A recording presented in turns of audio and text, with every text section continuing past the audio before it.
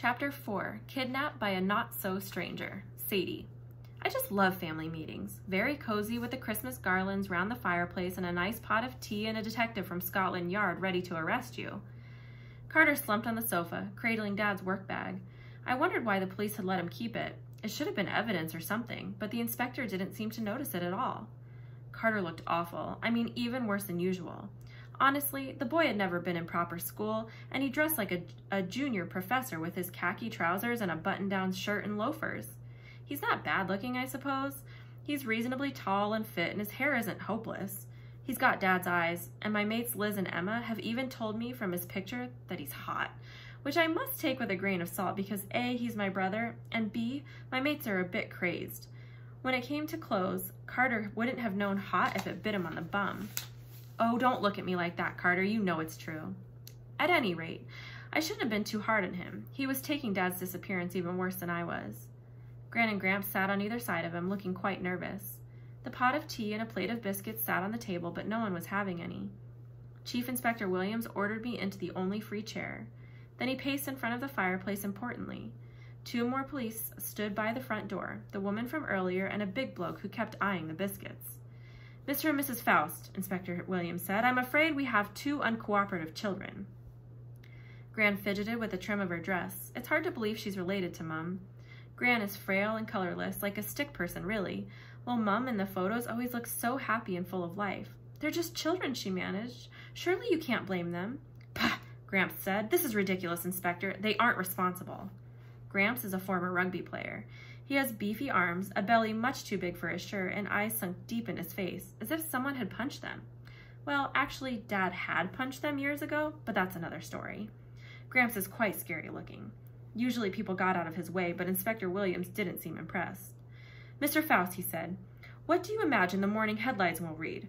British Museum attacked, Rosetta Stone destroyed. Your son-in-law, former son-in-law, Gramps corrected, was most likely vaporized in the explosion, or he ran off, in which case, he didn't run off, I shouted.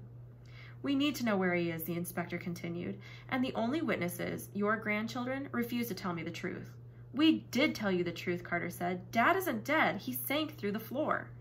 Inspector Williams glanced at Gramps as if to say, there, you see? Then he turned to Carter. Young man, your father has committed a criminal act. He's left you behind to deal with the consequences. That's not true, I snapped, my voice trembling with rage. I couldn't believe Dad would intentionally leave us at the mercy of police, of course. But the idea of him abandoning me, well, as I might have mentioned, that's a bit of a sore point. Dear, please, Gran told me, and the inspector is trying to do his job. Badly, I said. Let's all have some tea, Gran suggested. No, Carter and I yelled at once, which made me feel bad for Gran as she practically wilted into the sofa. We can charge you, the inspector warned, turning on me. We can and we will. He froze. Then he blinked several times as if he'd forgotten what he was doing. Gramps frowned. Inspector? Yes, Chief Inspector Williams murmured dreamily. He reached in his pocket and took out a little blue booklet, an American passport. He threw it in Carter's lap. You're being deported, the inspector announced. You're to leave the country within 24 hours. If we need to question you further, you'll be contacted through the FBI. Carter's mouth fell open. He looked at me, and I knew I wasn't imagining how odd this was.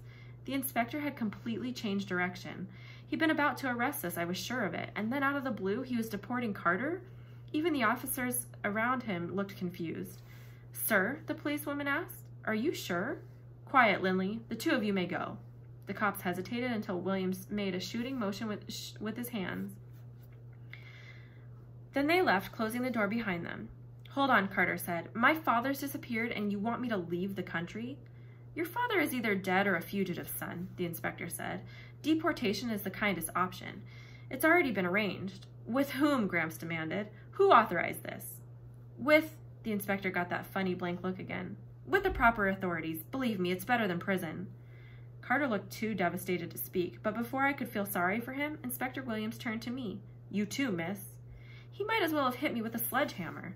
You're deporting me? I asked. I live here.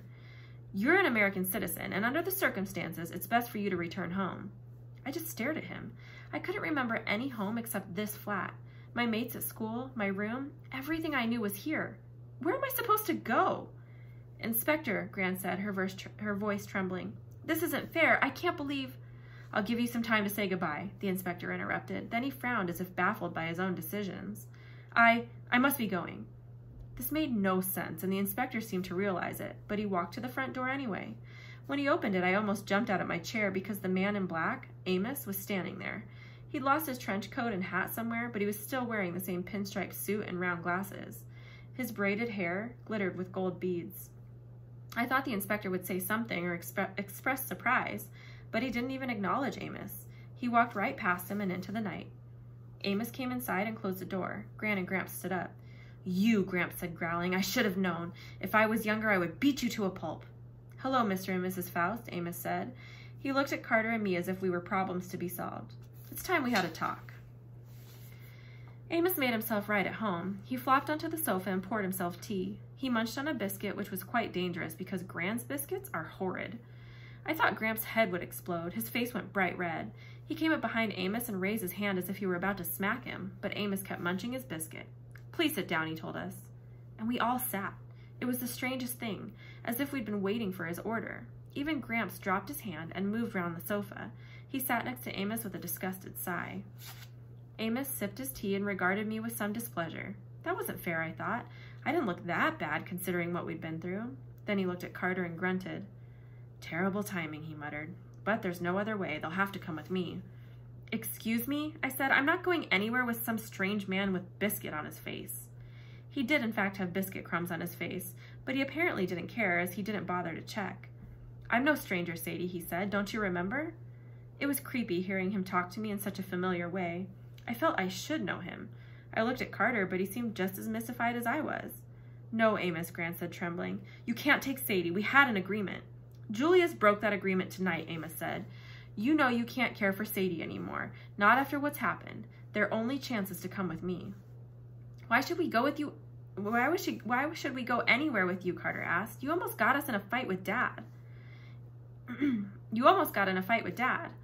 Amos looked at the work bag in Carter's lap. I see you kept your father's bag. That's good. You'll need it. As for getting into fights, Julius and I did that quite a lot. If you didn't notice, Carter, I was trying to stop him from doing something rash. If he'd listened to me, we wouldn't be in this situation. I had no idea what he was on about, but Gramps apparently understood. You and your superstitions, he said. I told you we want none of it. Amos pointed to the back patio. Through the glass doors, you could see the lights shining on the Thames. It was quite a nice view at night when you couldn't notice how run down some of the buildings were. Superstition, is it? Amos asked. And yet, you found a place to live on the east bank of the river? Gramps turned even redder. That was Ruby's idea. Thought it would protect us, but she was wrong about many things, wasn't she? She trusted Julius and you for one. Amos looked unfazed. He smelled interesting, like old-timey spices, copal and amber, like the incense shops in Covent Garden. He finished his tea and looked straight at Gran. Mrs. Faust, you know what's begun. The police are the least of your worries. Gran swallowed. You changed that inspector's mind. You made him deport Sadie. It was that or see the children arrested, Amos said. Hang on, I said. You changed Inspector Williams' mind? How? Amos shrugged. It's not permanent. In fact, we should get to New York in the next hour or so before Inspector Williams begins to wonder why he let you go. Carter laughed incredulously. You can't get to New York from London in an hour, not even the fastest plane. No, Amos agreed, not a plane. He turned back to Gran as if everything had been settled. Mrs. Faust, Carter and Sadie have only one safe option. You know that. They'll come to the mansion in Brooklyn. I can protect them there.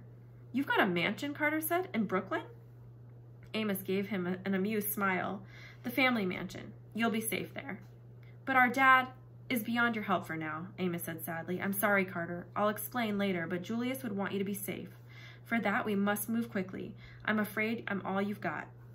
That was a bit harsh, I thought.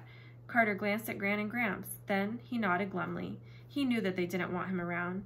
He'd always reminded them of our dad, and yes, it was a stupid reason not to take in your grandson, but there you are. Well, Carter can do what he wants, I said, but I live here, and I'm not going off with some stranger, am I? I looked at Gran for support, but she was staring at the lace doilies on the table, as if they were suddenly quite interesting. Gramps, surely... But he wouldn't meet my eyes either. He turned to Amos. You can get them out of the country? Hang on, I protested. Amos stood and wiped the crumbs off his jacket. He walked to the patio door and stared out of the river. The police will be back soon. Tell them anything you like. They won't find us. You're going to kidnap us? I asked, stunned. I looked at Carter. Do you believe this? Carter shouldered the work bag. Then he stood like he was ready to go. Possibly he just wanted to be out of Gran and Gramps' flat. How do you plan to get to New York in an hour? He asked Amos. You said not a plane. No, Amos agreed. He put his finger to the window and traced something in the condensation. Another bloody hieroglyph. A boat, I said, then realized I'd translated aloud, which I wasn't supposed to be able to do. Amos peered at me over the top of his round glasses. How did you... I mean, that last bit looks like a boat, I blurted out. But that can't be what you mean. That's ridiculous. Look, Carter cried. I pressed in next to him on the patio at the patio doors. Down at the quayside, a boat was docked, but not a regular boat, mind you. It was an Egyptian reed boat with 2 torches burning in the front and a big rudder in the back. A figure in a black trench coat and hat, possibly Amos's, stood at the tiller. I'll admit for once I was at a loss for words. We're going in that, Carter said, to Brooklyn. We better get started, Amos said. I whirled back to my grandmother. Gran, please. She brushed a tear from her cheek. It's for the best, my dear. You should take Muffin. Yes, Amos said. We can't forget the cat. He turned toward the stairs. As if on cue, Muffin raced down in a leopard-spotted streak and leaped into my arms. She never does that. Who are you? I asked Amos. It was clear I was running out of options, but I at least wanted answers. We can't just go off with some stranger. I'm not a stranger, Amos smiled at me. I'm family. And suddenly I remembered his face smiling down at me saying, Happy birthday, Sadie. A memory so distant I'd almost forgotten. Uncle, Amos? I asked hazily. That's right, Sadie, he said. I'm Julius's brother. Now come along. We have a long way to go.